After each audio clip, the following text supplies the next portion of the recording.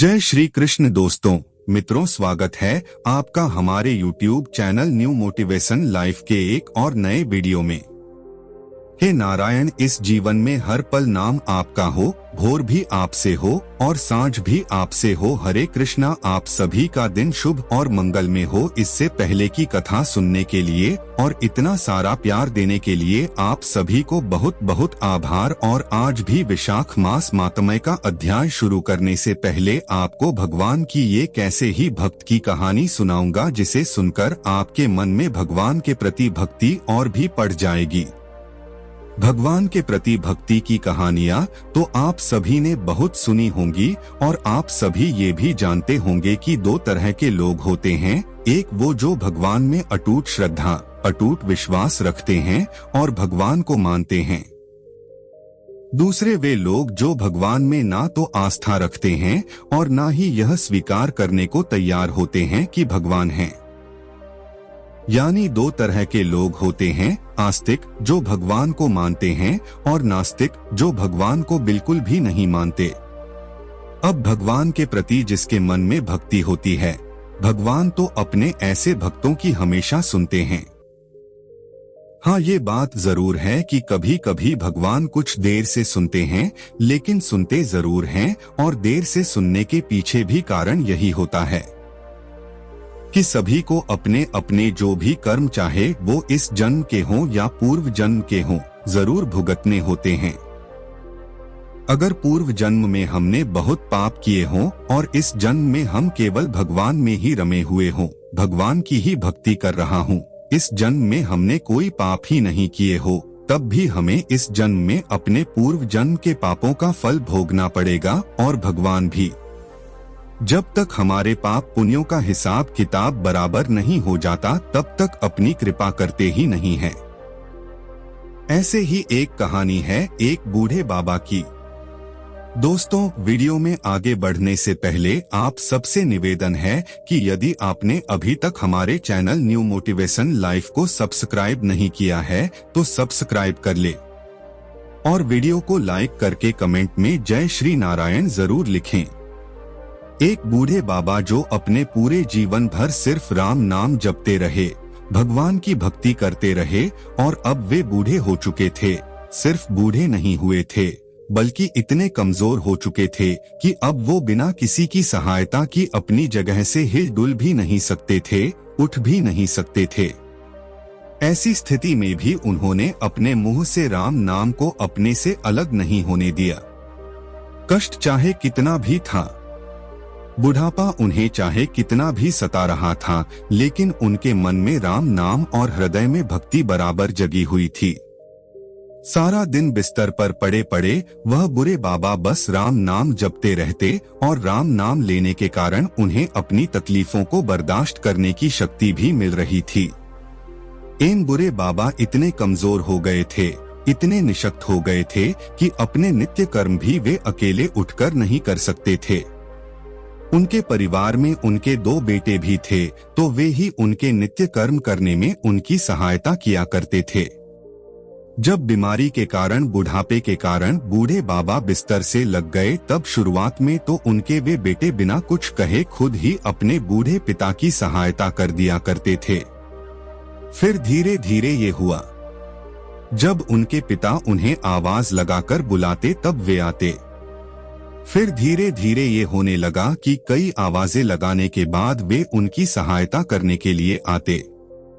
इस प्रकार जैसे तैसे समय बीता गया और अब तो वे 4-5 बार आवाज लगाने के बाद भी बड़ी मुश्किल से आती और यहाँ तक कि कभी कभी रात के समय बुरे बाबा को उनकी सहायता की आवश्यकता होती तो वे बुलवाने पर भी नहीं आते। अब हालात ऐसे हो चले थे कि अक्सर बूढ़े पापा अपना बिस्तर ही गंदा कर दिया करते थे। ये बुढ़ापा कुछ ऐसा ही होता है। कभी कभी इस बुढ़ापे के कारण ऐसे ऐसे दिन देखने पड़ते हैं तो शायद कभी किसी ने सोचा भी नहीं होगा। बुरे बाबा असहाय हो चुके थे, सिर्फ अपने बेटों के और अपने भगवान के भरोसे बिस्तर पर पड़े हुए थे। आवाज लगाते लगाते बुरे बाबा का गला सूख जाया करता और जब तक उनके बेटों से उन्हें सहायता नहीं मिलती तब तक वे ऐसे ही गंदे बिस्तर में पड़े रहते। बुढ़ापा और कमजोरी बढ़ती जा रही थी। बूढ़े बाबा की नसरी भी अब कमजोर हो चुकी थी। इतनी बदहाली में भी बूढ़े बाबा ने अगर किसी का साथ नहीं छोड़ा था तो वो था राम नाम का जा। मन में हर समय होठों पर हर समय सिर्फ राम नाम बसा रहता था। एक दिन की बात है, बूढ़े बाबा को शौच करना था। अक्सर बिस्तर गंदा हुआ देखकर उनके बेटे भी उन्हें डांटने फटकारने लगते। एक दिन की बात है, बुरे बाबा को शौच जाना था। उन्होंने किसी प्रकार हिम्मत बटोरकर किसी तरह अपने बेटों को आवाज लगाई। आवाज लगाते ही अगले ही पल किसी ने उनका हाथ बड़ी कोमलता से पकड़ लिया और उन्हें बड़े आराम से नित्य कर्म करवाकर उनके बिस्तर पर लिटा भी दिया। बूढ़े बाबा की नसरी बहुत कमजोर हो चुकी थी। उन्हें ये भी नहीं दिखाई देता था कि सामने जो उनकी मदद कर रहा है वो उनका कौन सा बेटा है। कानों ने भी अब साथ छोड़ दिया था। उन्हें सुनाई भी बहुत कम पड़ता था। बूढ़ी बाबा को बड़ा आराम मिला। अब तो हर दिन का ये काम हो गया कि जब भी पूरे बाबा आवाज लगाते अगले ही पल उनकी सहायता करने के लिए कोई आ जाता और उनके सारे काम कराकर वहां से चुपचाप चला भी जाता। बुरे बाबा की नजरें और कान दोनों ही बूढ़ी हो चुकी थी, कमजोर हो चुकी थी। ना उन्हें ठीक से दिखाई देता था, ना सुनाई देता था। लेकिन बूढ़े बाबा इतना सा कुछ होने की बात भी इतना तो समझ रहे थे कि एक बार आवाज लगाने पर ही आने वाला उनका कोई बेटा तो नहीं हो सकता और ना ही यह स्पर्श उनके बेटों का था। आखिरकार ये था कौन? फिर एक दिन जब बुरे बाबा ने अपने नित्य कर्म करने के लिए अपने बेटों से सहायता मांगी तो अगले पल फिर से वही मुलायम हाथों वाला स्पर्श उन्हें महसूस हुआ। सारा काम खत्म करने के बाद आखिरकार उस व्यक्ति का हाथ पकड़ लिया और उससे पूछा, बताओ तुम हो कौन? आज मुझे सच सच बताओ, तुम कौन हो? क्यों मेरी सहायता करते हो? तुम मेरे बेटे तो नहीं हो सकते। बूढ़े बाबा के सवाल के साथ ही अचानक उनके कमरे में बहुत तेज रोशनी हुई और प्रभु ने अपने दिव्य अवतार में वहां पूरे पापा को दर्शन दिए। कहा तो कमजोर आंखों से बुरे बाबा को किसी भी चीज को देख पाना बड़ा मुश्किल था और वहीं वह बूढ़े पापा भगवान के दिव्य रूप को स्पष्ट रूप से पूरी तरह से प्रत्यक्ष देखने में समर्थ हो गए। जिन भगवान का नाम वह पूरे जीवन भर लेते रहे वही आज उनके सामने खड़े हुए थे। यह देखकर बूढ़े बाबा उनकी चरणों में गिर पड़े। भगवान के स्पर्श से उनके शरीर में शक्ति आ गई थी, ताकत आ गई थी। चरणों में गिरकर उनके चरण पकड़कर वह बुरे बाबा बोले, भगवान मैं तो धन्य हो गया जो आपने मुझे साक्ष्य दर्शन दी थी, लेकिन प्रभु मैं बहुत शर्मिंदा हूँ क्योंकि मैंने आपसे हर दिन अपने नित्य कर्म करवाए। यहाँ तक कि कई बार आपने मेरा गंदा बिस्तर तक साफ किया। प्रभु मुझे क्षमा कर दीजिए। भगवान बुरे बाबा का हाथ थामकर बोले, मेरे लिए सारे काम एक जैसे हैं। अगर वो काम मुझे अपने भक्तों के लिए करने पड़े तो मुझे ये काम करने में बड़ी खुशी मिलती है। बूढ़े बाबा ने हाथ जोड़कर भगवान से कहा, प्रभु आप ये सब करने के बजाय मुझे मुक्ति क्यों नहीं कर देते? ना आपको रोज रोज मुझे नित्य कर्म करवाने के लिए आना पड़ेगा और ना ही मैं इस तरह लाचार बेबस सब स्तर पर पड़ा रहूंगा। प्रभु क्या आपके दर्शन मात्र से मेरी मुक्ति संभव नहीं है? तब भगवान बोले कि ये सब प्रारब्ध के कारण है। तुम्हारा प्रारब्ध बहुत कठिन है। तुमने पूर्व जन्म में ऐसे ऐसे कर्म किए हैं जिसके कारण इस जन्म में इतनी जल्दी उनसे मुक्त हो पाना संभव नहीं है। अगर तुम्हारे पूर्व जन्म में पुण्य अधिक होते तो मेरे दर्शन मात्र से आज तो मुक्त हो जाते। मैं चाहूँ तो तुम्हें अभी अभी मुक्त कर सकता हूँ, लेकिन फिर होगा यह कि अगले जन्म में तुम्हें फिर से पारित भोगने के लिए आना पड़ेगा। इसलिए मैं तुम्हें खुद तुम्हारे पूर्वजन्म के सभी पापों से मुक्त करवाने के लिए समय सहायता कर रहा हूँ। ऐसा कहकर भगवान वही अंतर ध्यान हो गए। फिर कुछ महीने इसी प्रकार तकलीफें झेलने के बाद आखिरकार उन बूढ़े बाबा को मुक्ति मिल गई। तो ये थी आज की कहानी। अगर आपको बहुत अच्छी लगी होगी तो आप इस कहानी को शेयर जरूर कीजिएगा। आप सुनिए आज का अध्याय। नारद जी कहते हैं कि एक समय विदेही राज जनक के घर दोपहर के समय श्रुतदेव नाम से विख्यात एक श्रेष्ठ मुनि पधारे, जो सभी वेदों की ज्ञात थे। उन्हें देखकर राजा बड़े उल्लास के साथ उठकर खड़े हो गए और मधु पर्क आदि सामग्रियों से उनकी विधि पूर्वक पूजा करके राजा ने उनके चरणों तक को अपने मस्तक पर धारण किया। इस प्रकार स्वागत सत्कार करने के बाद जब वे आसन पर विराजमान हुए तब विदेही राजकीय प्रश्न के अनुसार विशाखमा करते हुए इस प्रकार कहने लगे। सदेव ने कहा, राजन, जो लोग विशाख मास में धूप से संतप्त होने वाले महात्मा पुरुषों के ऊपर छाता लगाते हैं, उन्हें अनंत पुण्य की प्राप्ति होती है। इस विषय में एक प्राचीन इतिहास का उदाहरण दिया करते हैं। बहुत समय पहले बंग देश में हेमकांत नाम से विख्यात एक राजा हुए हैं। वे कुछ केतु के पुत्र परम बुद्धिमान और शस्त्रधारियों में श्रेष्ठ थे। एक दिन वे शिकार खेलने में आसक्त होकर एक घने वन में जा घुसे। वहां तरह तरह के मृग और आदि जंतुओं को मारकर जब वे बहुत थक गए तब दोपहर के समय मुनिया के आश्रम में आ गए। उस समय आश्रम में उत्तम व्रत का पालन करने वाले शतर्ची नामक ऋषि समाधि लगाए हुए बैठे थे, जिन्हें बाहर होने वाले कार्यों का कुछ भी एहसास नहीं होता था। उन्हें निश्चल बैठे देखकर राजा को बड़ा क्रोध हुआ और उन्होंने उन महात्माओं को मार डालने का निश्चय कर लिया। उन्होंने सोचा कि मैं महाराज होकर इनके आश्रम में पधारा हूँ और इनमें से किसी ने भी मेरा आदर सत्कार नहीं किया। इस प्रकार राजा ने अपने आप को बहुत अपमानित समझा। तब उन ऋषियों के 10,000 शिष्यों ने राजा को ऐसा करने से मना करते हुए कहा, ओ खोटी बुद्धि वाले राजन, हमारे गुरु लोग इस समय समाधि में लीन हैं। बाहर कहाँ क्या हो रहा है इस बारे में ये कुछ नहीं जानते, इसलिए इन पर तुम्हें क्रोध नहीं करना चाहिए। तब राजा ने क्रोध से विफल होकर शिष्यों से ही कहा, अरे द्विज कुमार, मैं रास्ते में थका मादा यहाँ आया हूँ, इसलिए तुम ही लोग मेरा आते थे करो। राजा के ऐसा कहने पर विशेष कहने लगे, महाराज, हम लोग तो भिक्षा मांगकर खाने वाले हैं। गुरुजनों ने हमें किसी के अतिथि के लिए आज्ञा ही नहीं दी है। हम तो सर्वथा अपने गुरु के अधीन हैं। गुरु की आज्ञा के बिना हम कोई कार्य नहीं कर सकते, इसलिए तुम्हारा आतिथ्य हम कैसे कर सकते हैं। शिष्यों का ये कोरा उत्तर पाकर राजा ने उन्हें मारने के लिए धनुष उठा लिया और कहने लगा कि मैंने हिंसक जीवों और लुटेरों के भय आदि से जिनकी अनेकों बार रक्षा की है, जो मेरे दिए हुए दानों पर ही पलते हैं, वही आज मुझे सीख लाने चले हैं। ये मुझे नहीं जानते, ये तो सभी कृतज्ञ और बड़े अभिमानी हैं। इन आत्ताइयों को मार डालने पर भी मुझे कोई दोष नहीं लगेगा। ऐसा कहकर क्रोधित होकर धनुष से भी बाण छोड़ने लगे।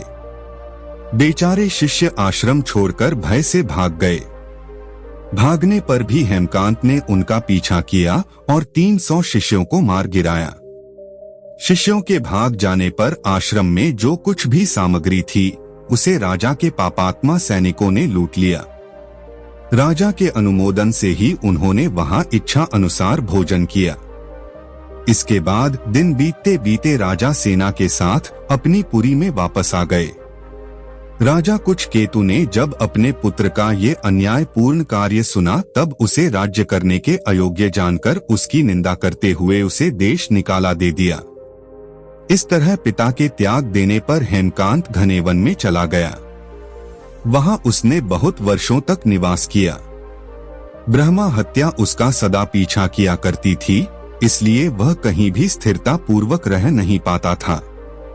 इस प्रकार उस दुष्टता के 28 वर्ष बीत गए। एक दिन विशाख मास्टर में जब दोपहर का समय हो रहा था, महामुनित्रित तीर्थ यात्रा के प्रसंग से उसी वन में आ गई। वे धूप से अत्यंत संतप्त और तृषा से बहुत पीड़ित थे, इसलिए किसी वृक्षहीन प्रदेश में मूर्छित होकर गिर पड़े। दैवयोग से हेमकांत उधर ही आ निकला। उसने मुनि को प्यास से पीड़ित, मूर्छित और थका मादा देखा तो उन पर बड़ी दया आ गई। उसने पलाश के पत्तों से छत्र बनाकर उनके ऊपर आती हुई धूप को रोक दिया और वह स्वयं मुनि के मस्तक पर छाता लगाए हुए खड़ा हो गया और तुम भी मैं रखा हुआ जल उनके मुंह में डालने लगा। इस उपचार से मुनि को होश आ गया और उन्होंने छतरी को दिए हुए पत्ते के छाते को लेकर अपनी व्याकुलता दूर की। उन केंद्रियों में कुछ कुछ शक्ति आई और वे धीरे धीरे चलते हुए किसी गांव में पहुंच गए। उस पुण्य के प्रभाव से हेमकांत की 300 ब्रह्मत्या नष्ट हो गई जो उसने उस आश्रम में शिष्यों को मारकर अर्जित की थी। उसी समय यमराज के दूत हेमकांत को लेने के लिए वन में आए। उन्होंने उसके प्राण लेने के लिए उसमें संग्रहणी रोग पैदा कर दिया। उस समय प्राण छूटने की पीड़ा से छटपटाते हुए हेमकांत ने 3 अत्यंत भयंकर यमदूतों को देखा, जिनके बाल ऊपर की ओर उठे हुए थे। उस समय अपने कर्मों को याद करके वह मौन हो गया। छत्रदान के प्रभाव से उसको भगवान विष्णु का स्मरण हो आया। उसके स्मरण करने पर भगवान महाविष्णु ने विश्वकर्मा से कहा कि तुम शीघ्र जाओ, यमदूतों को रोको और हेमकांत की रक्षा करो। अब वह निष्पाप होकर मेरा परम भक्त हो गया है। उसे नगर में ले जाकर उसके पिता को सौंप दो। साथ ही मेरे कहने से कुछ केतु को ये भी समझाना कि तुम्हारे पुत्र ने अपराधी होने पर भी विशाख मास में छत्रदान करके एक मुनि की रक्षा की है, इसलिए अब वे पाप रहित हो गया है। इस पुण्य के प्रभाव से वह मन और इंद्रियों को अपने वश में रखने वाला दीर्घायु, शूरता और उदारता आदि गुणों से युक्त और तुम्हारे समान ही गुणवान हो गया है। इसलिए हे राजन, अपने इस महाबली पुत्र को तुम राज्य का भार संभालने के लिए नियुक्त कर दो। भगवान विष्णु ने तुम्हें ऐसी ही आज्ञा दी है। इस प्रकार राजा को आदेश देकर हेमकांत को उनके अधीन करके फिर यहाँ वापस लौट आओ। भगवान विष्णु का ये आदेश पाकर महाबली विश्वक्सेन ने हेमकांत के पास आकर यमदूतों को रोका और अपने कल्याण में हाथों से उसके सब अंगों में स्पर्श किया। भागवत भक्त के स्पर्श से हेमकांत के सारे रोग क्षण भर में ही दूर हो गए। इसके बाद विश्वक्सेन उसके साथ राजा की पुरी में गई। उन्हें देखकर महाराज कुशकेतु ने आश्चर्ययुक्त होकर भक्तिपूर्वक मस्तक झुकाकर पृथ्वी पर साष्टांग प्रणाम किया और भगवान के पार्षद का अपने घर में प्रवेश कराया। वह तरह तरह के स्तोत्रों से इनकी स्तुति और वैभवों से उनका पूजन किया। इसके बाद महाबली विश्वक्सेन ने अत्यंत प्रसन्न होकर राजा को हेमकांत के विषय में भगवान विष्णु ने जो भी संदेश दिया था यथा अनुसार कह सुनाया। उसे सुनकर कुशकेतु ने पुत्र को राज्य पर बिठा दिया और खुद विश्वक्सेन की आज्ञा लेकर पत्नी सहित वन को प्रस्थान कर दिया।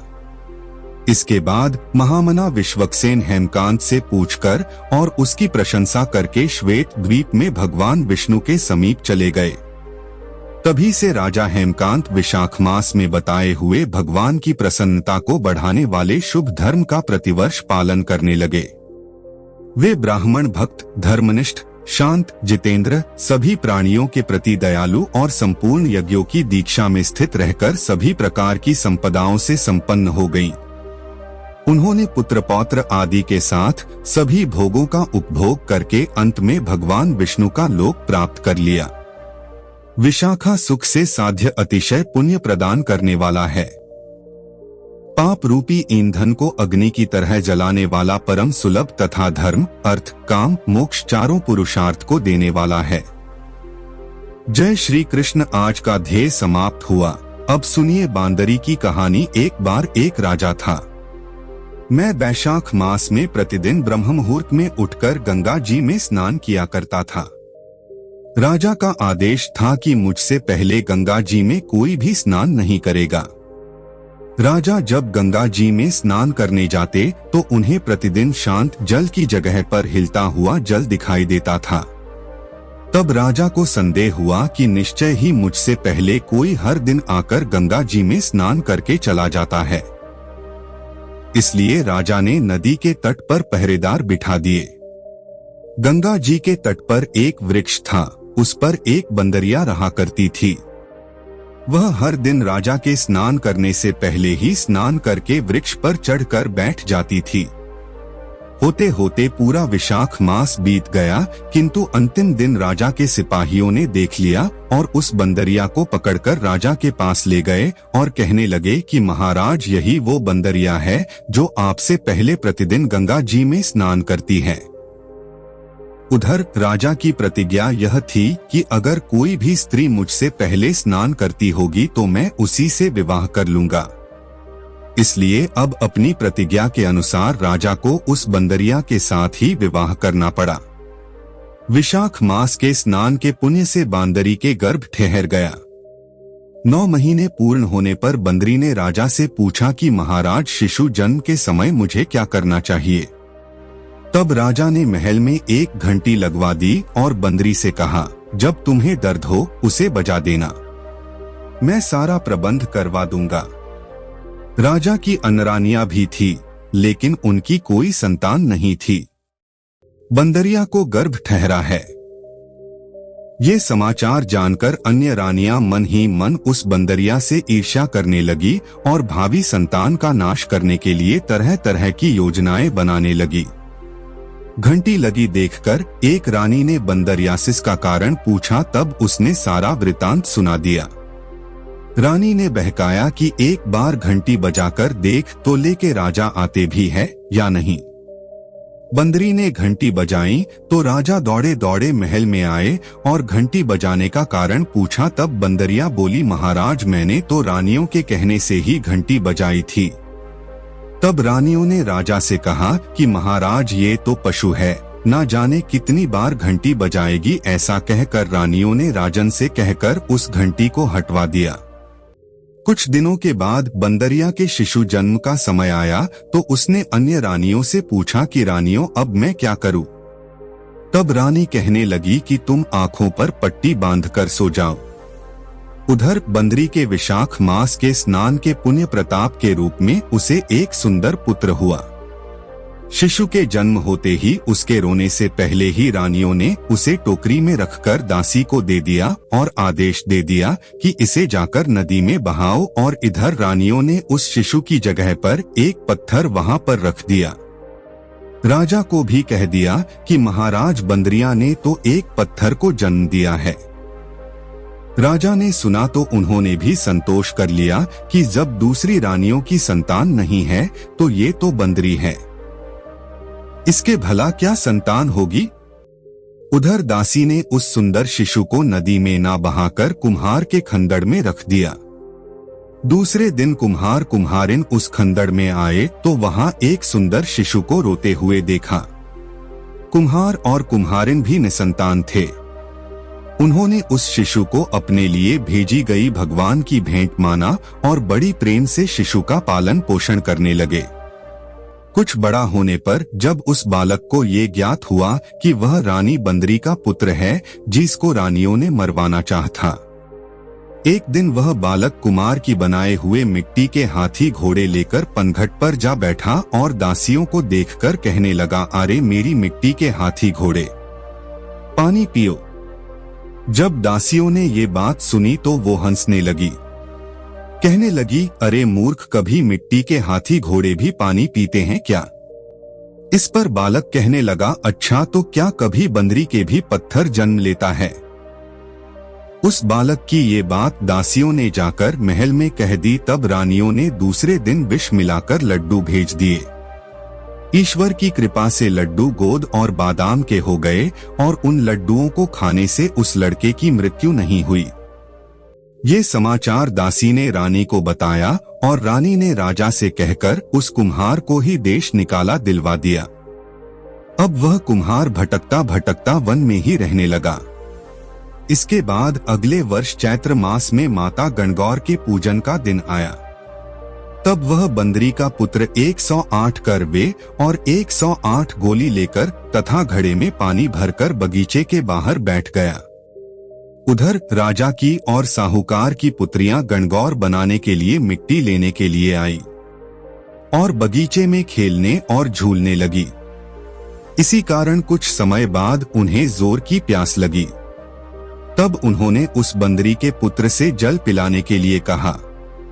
तब ये बालक कहने लगा कि मेरे पास एक गोली है, उसे खाते जाओ और मेरे चारों ओर चक्कर लगाती जाओ, तब मैं तुम्हें जल पिलाऊंगा। इस पर पहले तो कन्याओं ने मना किया, किंतु तेज प्यास लगने के कारण वे तुरंत मान गईं। इस प्रकार वह गोली खाने और उस युवक के साथ फेरे लेने से वह गर्भवती हो गई। बाद में जब उनके माता पिता को ये ज्ञात हुआ, तब वे सभी कुमार के पास आए और सारा वृतांत कह सुनाया। फिर कहा कि तेरे पुत्र ने हमारी कन्याओं से विवाह कर लिया है, अब तो तुम्हें इन्हें अपने पास ही रखना होगा। तब कुम्हार ने निर्धन होने के कारण मजबूरी व्यक्त की। कुम्हार कहने लगा, महाराज मैं तो बहुत गरीब हूँ, इन सभी बहुओं को मैं अपने घर पर कहाँ और कैसे रखूंगा, क्या खिलाऊंगा। तब कन्याओं के माता पिता ने बहुत सारा धन देकर अपनी कन्याओं को कुम्हार के घर विदा कर दिया और कुम्हार के घर 108 बहुएं आ गई। बाद में उनके 108 ही पोते हो गए। कुमार ने समस्त नगरी को भोजन हेतु निमंत्रण दिया और राजा को भी बुलवा लिया। राजा के यहाँ से रानी बांदरी के अलावा सब भोजन करने के लिए पधारे। तब राजकुमार जो कुम्हार के घर में पला बढ़ा था, राजा की आज्ञा लेकर बंदरी को लेने रथ पालकी लेकर गया और लाकर सभा में सबसे ऊंचे सोने के आसन पर बिठा दिया। राजकुमार ने अपनी सभी पत्नियों को समझा दिया था कि बंदरी मुझे जन्म देने वाली माता है। फिर तो एक एक बहू रानी बांदरी के चरण स्पर्श करती गई और एक सोने का सिक्का और पोते को गोद में देती गई। जब राजा और दूसरी रानियों ने ये सब देखा तो कुम्हार के पुत्र से इसका कारण पूछा। रानियों को तो संदेह होने लगा कि ये अवश्य ही बंदरी का पुत्र है। अब तो रानियों रूठकर राजा से कहने लगी कि कुम्हार के पुत्र ने हमारा अपमान किया है और बंदरी का सम्मान किया है, इसलिए हम लौट कर जा रही हैं। इधर राजा को पुत्र के जन्म का सारा रहस्य पता चल गया था, इसलिए उन्होंने अपनी सभी रानियों को देश निकाला दे दिया और अपने पुत्र सभी पुत्र वधुओं और पौत्रों को लेकर महल में आ गया। फिर राजकुमार का रास तिलक कराया गया।